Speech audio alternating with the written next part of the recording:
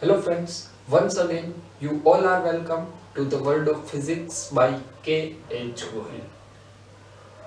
આજે આપણે આગળનો જે લેક્ચર હતો એ જ લેક્ચરનો બીજો પાર્ટ એટલે કે સિરોલમ સમતલમાં વર્તુળાકાર ગતિમાં પાર્ટ 2 ચાલુ કરવાના છીએ, જેની અંદર આગળના લેક્ચરના જે કન્સેપ્ટ ભણેલા છે એ જ કન્સેપ્ટનો ઉપયોગ કરી અને આગળ વધારાના દાખલાઓ ગણીશું. હવે આપણે જે ક્વેશ્ચન્સ લીધેલા છે એ લાસ્ટ ક્વેશ્ચનને ફરી એક થોડું એવું આગળ વિચારીએ.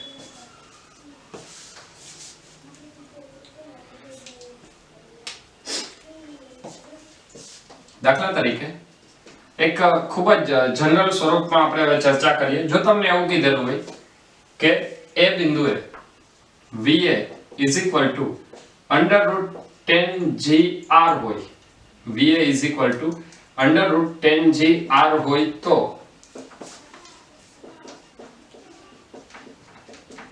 આકૃતિમાં દર્શાવેલ X અને Y બિંદુએ વેગ શોધો. મતલબ હવે આપણે કોઈ પણ બે બિંદુઓ X અને Y લઈ લેશું ને એ બિંદુએ વેગ કેટલો હોય એ વેગ અને તણાવ બળની પણ આપણે વાત કરી લઈએ. તો વેગ અને ચલો બંને લઈ લઈએ, વેગ અને તણાવ બળ શોધો.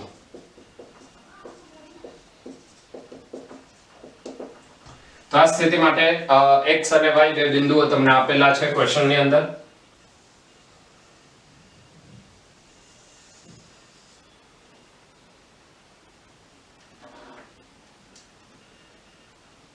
માની લે કે આ સેન્ટર O છે,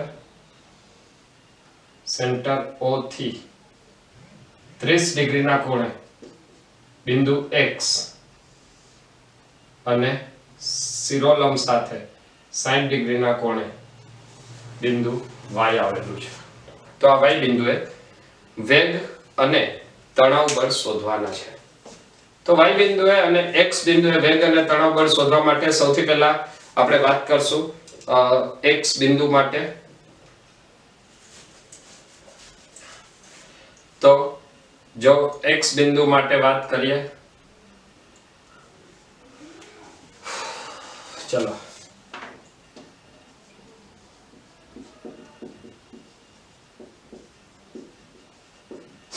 X બિંદુ માટે, તો X બિંદુએ જો આપણે વાત કરવી હોય તો એના માટે સૌપ્રથમ તો અહીંયા આપણે લખવું પડશે કે યાંત્રિક ઉર્જાનું સંરક્ષણ થાય છે, અને જો યાંત્રિક ઉર્જાનું સંરક્ષણ થતું હોય તો એ બિંદુનો વેગ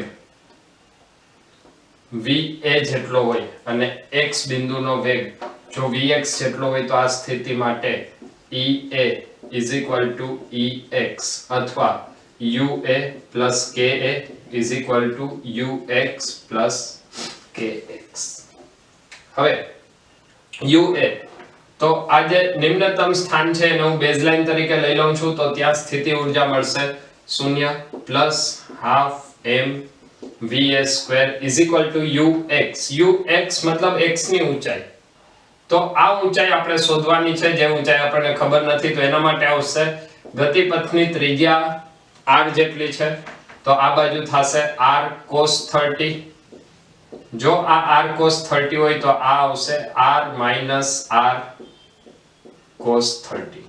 તો ઊંચો કેટલો જશે r r cos 30, એટલે અહીંયા આવશે mgr r cos 30 plus kx, એટલે એ આવશે પ્લસ હાફ mvx².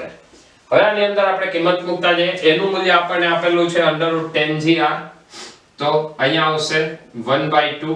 અચ્છા, આ બધા પદમાંથી mm પહેલા તો આપણે કેન્સલ કરી નાખીએ. mm કેન્સલ કર્યા બાદ બધાને 2 વડે ગુણી નાખીએ. 2 વડે ગુણી નાખશું તો એ આવશે VA² 2gr r cos 30. cos 30 ની કિંમત આવશે √3/2 અને પ્લસ vx². તો આના ઉપરથી ફરીથી આપણે લખશું VA² નું મૂલ્ય કેટલું છે એ આવશે 10gr.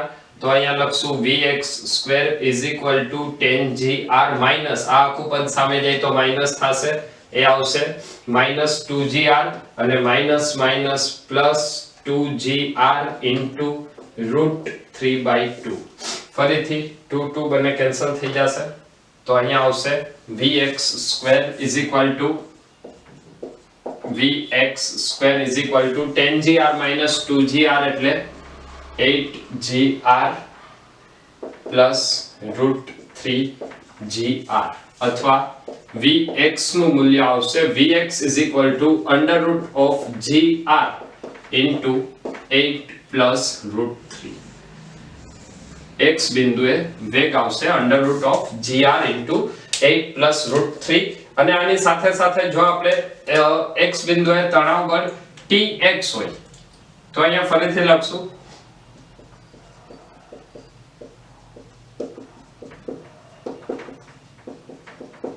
તણાવ બળ tx જો આપણે શોધવું હોય તો આની અંદર દોરીમાં ઉદ્ભવતું તણાવ બળ આ દિશામાં આવશે t આ દિશામાં આવશે mv²/r કેન્દ્ર ત્યાગી બળ આ ખૂણો થશે 30 ડિગ્રીનો આ mg તો આ ઘટક આવશે mg cos 30 તો અહીંયા ફરીથી આપણે લખશું tx is equal to mv²/r એ કયો v આવશે vx² mvx²/r plus mg cos 30 આની અંદર મૂલ્ય મૂકી દઈએ તો એ આવશે m/r into vx² એટલે એ આવશે gr into 8 plus √3 plus mg cos 30 નું મૂલ્ય આવશે √3/2 તો આની અંદર બધામાંથી r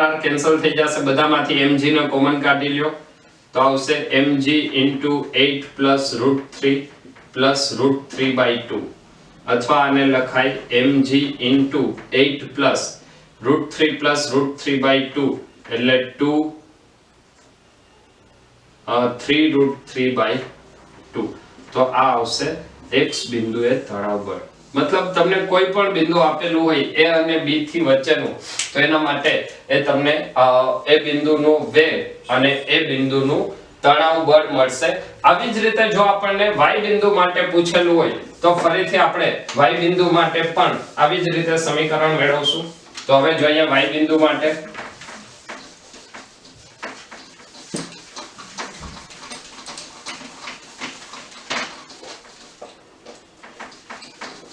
चलो तो शुरुआत करिए y बिंदु માટે તો y બિંદુ માટે તણાવ બળ કેટલું આવશે અચ્છા પહેલા આપણે y બિંદુ માટે વેગની વાત કરીએ તો y બિંદુએ જો વેગ શોધવો હોય તો ફરીથી યાંત્રિક ઊર્જા અચળ હોય તો યાંત્રિક ઊર્જાને આપણે સરખાવવી પડશે તો અહીંયા લખશું Ea is equal to Ey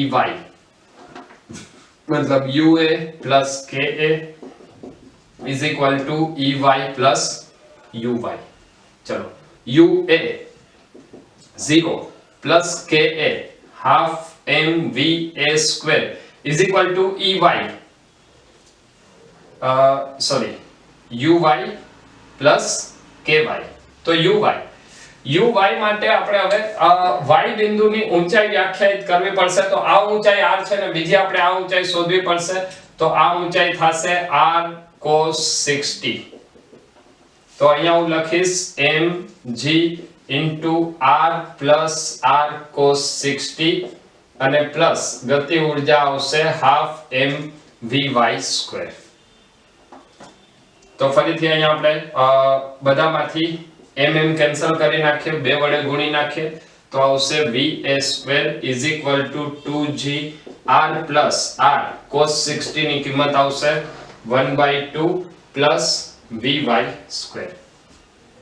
તો અહીંયા લખશું vy² is equal to va² minus 2g અને r plus r/2 એટલે એ આવશે 3r/2.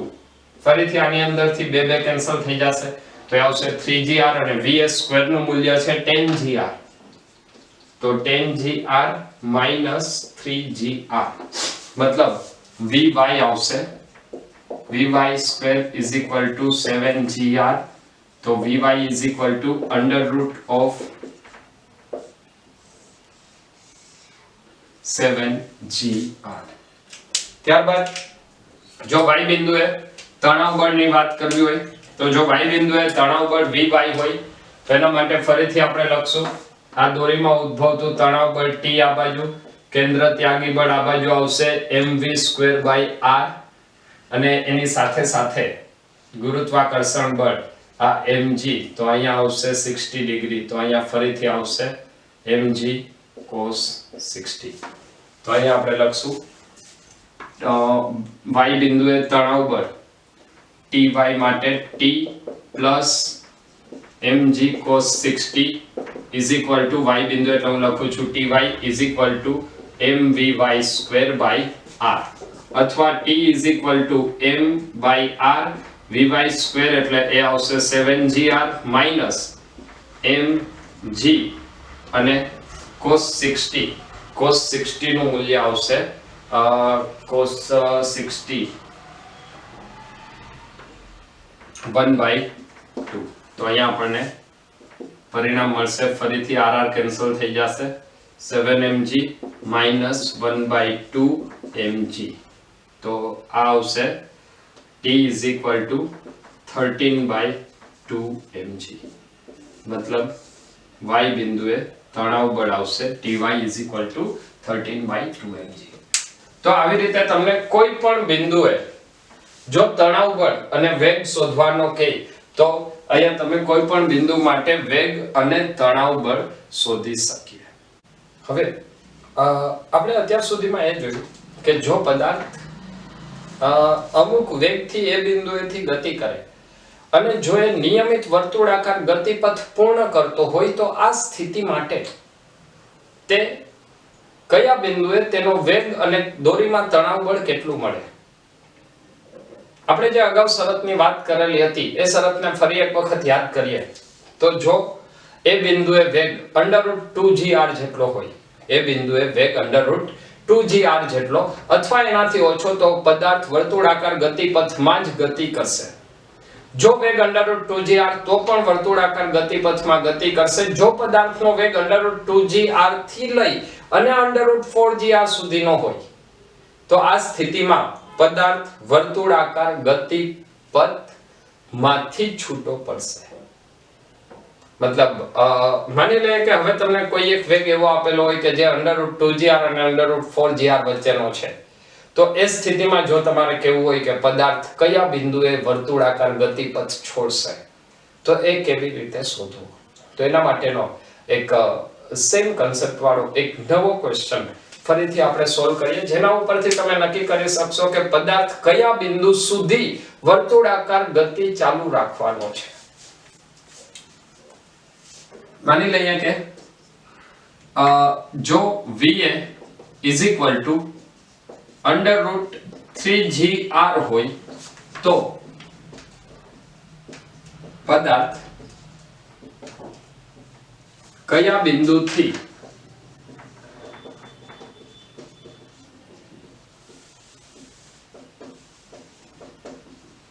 વર્તુળાકાર ગતિપથ છોડશે. અહીંયા મેં તમને ક્વેશ્ચનની અંદર ડાયરેક્ટ કહી દીધું છે કે વર્તુળાકાર ગતિપથ છોડશે એ તમે પણ નક્કી કરી શકો. જો તમને એવો ક્વેશ્ચન પૂછેલો હોય કે એ બિંદુ આગળનો વેગ √3gl હોય તો પદાર્થની ગતિ કેવા પ્રકારની હશે, તો એના માટે તમારે લખવું પડે કે પદાર્થ એક phi જેટલા ખૂણા સુધી વર્તુળાકાર ગતિપથ પર જશે અને ત્યારબાદ એ ગુરુત્વાકર્ષણ બળની અસર હેઠળ ગતિ કરશે. તો એ ગતિ હવે આપણે વાત કરવાની છે. તો એના માટે સૌપ્રથમ તો Va is equal to 3gr છે. Va is equal to 3gr આનો મતલબ એવો થાય કે અહીંયા Va નું મૂલ્ય √2gr કરતા મોટું છે અને Va નું મૂલ્ય √5gr કરતા નાનું છે. અચ્છા, Va નું મૂલ્ય √2gr કરતા મોટું છે, આનો મતલબ એવો થાય કે જો એ √2gr કરતા મોટું હોય, ચલો આ એક જ શરત ઉપર આપણે અત્યારે વાત કરીએ. જો Va નું મૂલ્ય √2gr કરતા મોટું તો એનો મતલબ કે આ પદાર્થ B થી ઉપર જશે. જો પદાર્થ B થી ઉપર તરફ જતો હોય તો હવે એના માટે ફરીથી આપણે વિચારીએ એક આકૃતિ. કેન્દ્ર O, માની લઈએ કે પદાર્થ શિરોલંબ સાથે phi જેટલા કોણ સુધી પહોંચે છે. તો આ બિંદુએ એના ઉપર બળો કયા કયા લાગશે એ બળોની આપણે વાત કરીએ. સૌથી પહેલું બળ આવશે એ છે દોરીનું તણાવ બળ. આ બાજુ આવશે mv² r. અહીંયા આવશે ગુરુત્વાકર્ષણ બળ mg, આ ખૂણો phi. તો આ ઘટક આવશે mg cos phi. પદાર્થ જ્યારે મહત્તમ ઊંચાઈના બિંદુ સુધી પહોંચે છે ત્યારે જો તમે વાત કરશો તો પદાર્થ આ બિંદુ સુધી પહોંચે છે ત્યારે ખરેખર તેમાં તણાવ બળ કેટલું હોય? 0 હોય. તો અહીં માની લે કે આ બિંદુ x છે, તો x બિંદુએ દોરીમાં તણાવ બળ કેટલું થશે? 0 થાય. જો x બિંદુએ દોરીમાં તણાવ બળ 0 હોય તો હવે અહીંયા ફરીથી આપણે લખશું કે આ બંને ઘટકો સમાન થાય. કયા બંને ઘટકો? તો એની અંદર આવશે mg cos phi mv² r. mg cos phi mv² r. અહીંયા ફરીથી mm બંને બાજુથી કેન્સલ થઈ જશે. તો અહીંયા આવશે v² rg cos phi અથવા v √rg cos phi. આપણને બિંદુનું પૂછેલું છે કે કયા બિંદુએ પદાર્થ ગતિપથ છોડશે. તો એ બિંદુ માટે સૌથી પહેલા તો આપણે વેગ જોશે, કારણ કે આપણને ખબર છે કે જ્યારે એમાં ઊર્જાના સંરક્ષણનો નિયમ લગાડશું તો વેગના સ્વરૂપનું પદ મળે છે. ચલો, તો જ્યારે પદાર્થનો વેગ √rg cos phi જેટલો થાય ત્યારે ગતિપથ છોડશે. હવે એ ગતિપથ છોડવા માટે જો આપણે તણાવ બળની વાત કરીએ તો ફરીથી અહીંયા યાંત્રિક ઊર્જાનું સંરક્ષણ લેવું પડશે. એટલે કે UA plus KA is equal to UX plus KX. તો UA એ બિંદુ માટે ફરીથી અહીંયા આપણે જો એ બિંદુએ બેઝલાઈન વિચારીએ તો એ બિંદુએ સ્થિતિ ઊર્જા કેવી આવશે? 0. તો અહીંયા આપણને પરિણામ મળશે UA 0 plus KA half mva² is equal to UX એટલે એ આવશે mg અને h એટલે એની ઊંચાઈ. જો આપણે ઊંચાઈ શોધવી હોય તો ફરીથી આપણે અહીંયા લખશું. આ ઊંચાઈ આવશે r cos phi અને આ ઊંચાઈ છે એની ત્રિજ્યા જેટલી. તો કુલ ઊંચાઈ કેટલી થશે? r into અથવા તો r plus r cos phi plus kx half mvx². તો અહીંયા જે આ x છે એ કેટલું થશે? mvx. ચલો, સૌથી પહેલા તો દરેક સમીકરણના દરેક પદમાં m છે કેન્સલ કરી નાખીએ. દરેક પદને 2 વડે ગુણી નાખીએ એટલે અહીંયા આવશે vs² 2gr. r ને હું કોમન કાઢી લઉં છું. અહીંયા આવશે 1 plus cos phi plus vx². vx આપણે શોધવાનું છે. અહીંયા ખૂણો એટલે કે phi શોધવાનું છે. phi શોધવા માટે vx² ને સામે જવા દે તો આવશે 2gr into 1 plus cos phi is equal to va² એટલે એ આવશે 2gr minus vx². vx² આવશે rg cos phi. ફરીથી અહીંયા લખીએ 2gr into 1 plus cos phi is equal to gr into 3 minus cos phi. તો ફરીથી gr બંને બાજુથી કેન્સલ થઈ જશે. તો અહીંયા આપણે લખશું 2 plus 2 cos phi is equal to 3 minus cos phi. minus cos phi આ બાજુ આવશે plus cos phi અને 2 આ બાજુ આવશે એટલે અહીંયા આવશે 3 cos phi is equal to 3 minus 2 1. તો તો cos phi આવશે 1/3 અથવા લખશું phi = cos inverse 1/3. મતલબ જો આની આગળનો ક્વેશ્ચન તમે વિચારશો તો એની અંદર આપણે કોઈ પણ બિંદુએ તેનો વેગ અને તણાવ બળની વાત કરી. એનાથી એક સ્ટેપ આગળ જાય કે તમને એવો વેગ આપેલો છે કે જ્યાં પદાર્થ C બિંદુ સુધી પહોંચી શકતો નથી, તો એ બિંદુ ક્યાં આવેલું છે? તો એ બિંદુને તમે ખૂણાના સ્વરૂપમાં વાત કરી કે આ બિંદુ cos phi એટલે કે આટલા કોણે આવેલું છે, અને જો એની ઊંચાઈ શોધવાની હોય તો એ ઊંચાઈ તમને મળશે r + r cos phi, એટલે કે આટલી ઊંચાઈએ પદાર્થ વર્તુળાકાર ગતિપથ છોડશે. હવે ફરીથી એક ક્વેશ્ચન મૂલ્યના સ્વરૂપમાં જોઈએ કે જેની અંદર તમને કંઈક મૂલ્ય આપેલું હોય અને એ મૂલ્ય માટે આપણે નક્કી કરશું કે પદાર્થ કેવા પ્રકારની ગતિ કરશે. દાખલા તરીકે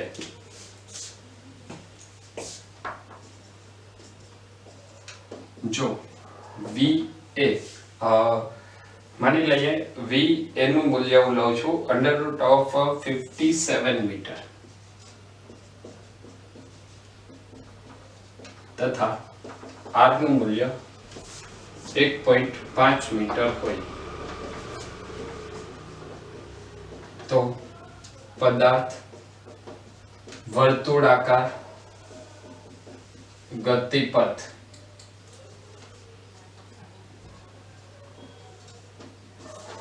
પૂર્ણ કરશે.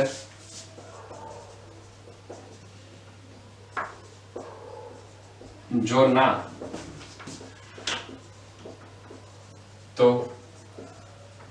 કયા બિંદુએ નહીં પણ અહીંયા આપણે લઈ લઈએ તો કઈ ઊંચાઈએ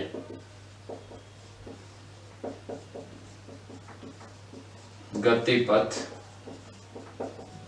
છોડશે. ચાલો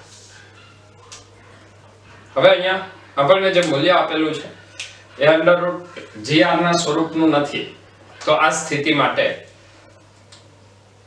ફરીથી આપણે અહીંયા લખશું v એનું મૂલ્ય તમને આપેલું છે, તો એ જ સેમ કન્સેપ્ટ ઉપરથી પણ થોડું અલગ રીતે આ ક્વેશ્ચનને આપણે વિચારવું પડશે, થોડું ચેક કરવું પડશે. માની લઈએ કે અહીંયા કેન્દ્ર O છે,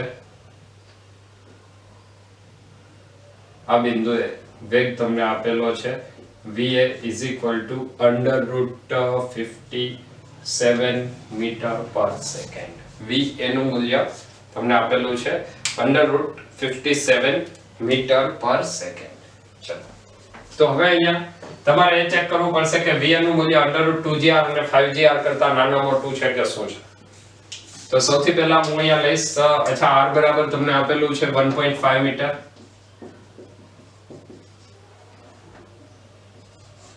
તો √2gr કેટલું આવશે? √2g10 r નું મૂલ્ય 1.5 એટલે એ આવશે 20 ગુણ્યા 1.5 એટલે એ આવશે √20 ગુણ્યા 1.5 એટલે √30 મીટર પર સેકન્ડ.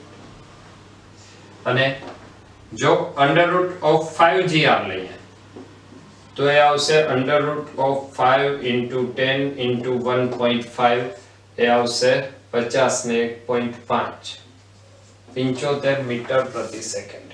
આનો મતલબ કે જે આપણને મૂલ્ય આપેલું છે એ મૂલ્ય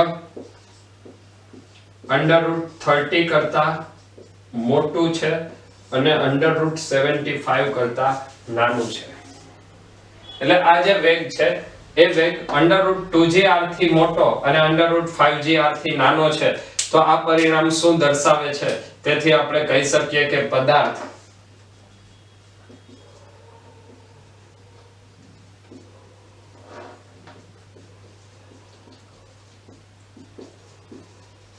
B અને C ની વચ્ચે કોઈ બિંદુએ ગતિપથ છોડશે. માની લઈએ કે આ બિંદુ x આગળ ગતિપથ છોડે છે, તો x માટે આ ખૂણો ફરીથી આવશે phi જેટલો. તો જો x બિંદુએ ગતિપથ છોડતો હોય તો એના માટે ફરીથી આપણે લખશું x બિંદુ માટે સૌપ્રથમ ત્યાંનો એનો વેગ શોધી લઈએ. તો એનો વેગ શોધ્યા બાદ આપણે બે સમીકરણ અહીંયા લખી શકીએ, એક એનું યાંત્રિક ઉર્જાનું સંરક્ષણ અને એક એનો વેગ. તો બંનેના મૂલ્ય જો આપણે મળી જાય, બંને સમીકરણને સરખાવી દે તો એના ઉપરથી આપણને ઊંચાઈ મળશે. તો બે સમીકરણનો અહીંયા ઉપયોગ કરવાનો છે. એક આવશે યાંત્રિક ઉર્જાનું સંરક્ષણ, એના ઉપરથી કંઈક પરિણામ મળશે, બીજો આવશે વેગ, એના ઉપરથી પરિણામ મળશે. તો ચલો સૌથી પહેલા હું અહીંયા લખું છું યાંત્રિક ઉર્જાના સંરક્ષણ પરથી. તો યાંત્રિક ઉર્જાના સંરક્ષણ પરથી શું લખાય? UA plus KA is equal to UX plus KX. UA એ આવશે 0 plus KA half MVA square is equal to UX. UX આપણને અત્યારે ખબર નથી, એને હું લખું છું mg into r plus આ ઊંચાઈ જો આપણે શોધવી હોય તો એ ઊંચાઈ કેટલી આવશે? r cos phi. ચલો તો અહીંયા આવશે r plus r cos phi plus half mvx square. આની અંદરથી દરેક પદમાંથી સૌથી પહેલા તો mm કેન્સલ થશે, આખા સમીકરણને 2 વડે ગુણી નાખીએ તો એ આવશે va square is equal to 2gr into 1 plus cos phi plus vx square. g અને r નું આપણે અહીંયા મૂલ્ય મૂકી દે. va નું પણ મૂલ્ય છે તો va સ્ક્વેર આવશે 57 is equal to 2 into g 10r 1.5 into 1 plus cos phi is equal to vx square. 20 into 1.5 એટલે ફરીથી આવશે 30. 57 is equal to 30 into 1 plus cos phi is equal to plus vx square. તો અહીંયા આપણે vx નું મૂલ્ય શોધવું પડશે. vx નું મૂલ્ય શોધવા માટે ફરીથી આપણે અલગ અલગ બળને વિચારશું. તો જુદા જુદા બળને વિચારશું તો આપણને એક સમીકરણ મળશે. સૌથી પહેલા અહીંયા આવશે ગુરુત્વાકર્ષણ બળ mg જેટલું, જો આ ખૂણો phi હોય તો આ બાજુનું બળ આવશે mg cos phi. બીજું આ દિશામાં તણાવ બળ આવશે 2t અને કેન્દ્રગામી બળ કેન્દ્ર ત્યાગી બળ vx square by r. તો અહીં આપણને સમીકરણ મળશે t plus mg cos phi is equal to mvx square by r. અહીંયા તણાવ બળ શૂન્ય છે કારણ કે આ બિંદુએ દોરી ઢીલી પડે છે, પદાર્થ ગતિપથ છોડે છે, તો તણાવ બળ શૂન્ય આવશે. બંને બાજુથી ફરીથી mm કેન્સલ થઈ જશે. g નું મૂલ્ય આપણે લઈ લઈએ 10 તો એ આવશે 10 cos phi is equal to vx square. ચલો vx square આપણને ખબર નથી તો એને હું લખું છું vx square divide by r. r એ આવશે 1.5 તો અહીંયા આવશે vx square is equal to 15 cos phi. જો vx square નું મૂલ્ય આપણને મળી જાય તો એને આની અંદર મૂકી દે તો ફરીથી આપણે આ સમીકરણ લખશું 57 is equal to 30 into 1 plus cos phi plus 15 cos phi. અથવા આના ઉપરથી લખાય 30 plus 30 cos phi plus 15 cos phi અને અહીંયા આવશે 57.